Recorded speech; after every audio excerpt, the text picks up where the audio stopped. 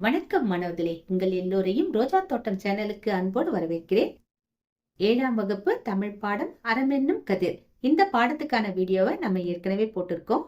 இந்த வருடம் தரப்பட்டிருக்கிற புதிய பதிப்புல ஒரு கேள்வி கூடுதலா கேட்கப்பட்டிருக்கு. அதற்கான விடையை நாம இந்த வீடியோல பார்க்கலாம். என்ன கேள்வி கேட்டிருக்காங்க?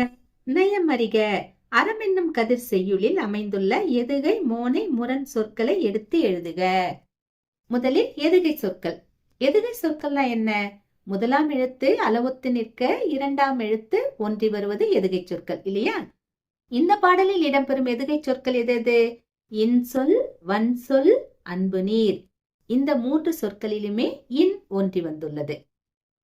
அடுத்தது மோனை சொற்கள். இன்சொல், ஈதலே.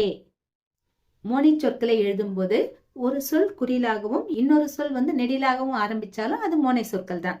இங்க பாருங்க, இன்சொல் ஈ இருக்கா, ஈதலே எதுல ஆரம்பமாகுது? ஈல ஆரம்பமாகுது, நெடில்ல இருக்கு.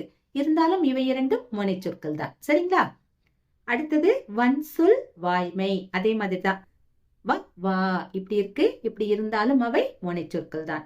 அடுத்தது அன்பு நீர், அரக்கதீர், ஆல ஆரம்பமாகுது. இவை இரண்டும் மோனை சொற்கள். அடுத்தது முரண் சொற்கள். இந்த பாடலில் இடம்பெறும் முரண் சொற்கள் எவை? இன்சொல், வன்சொல். அறமென்னும் கதிர் பாடத்துக்கான வீடியோவோட லிங்க் கீழே அட்டாச் பண்ணிருக்கேன், போய் பாருங்க.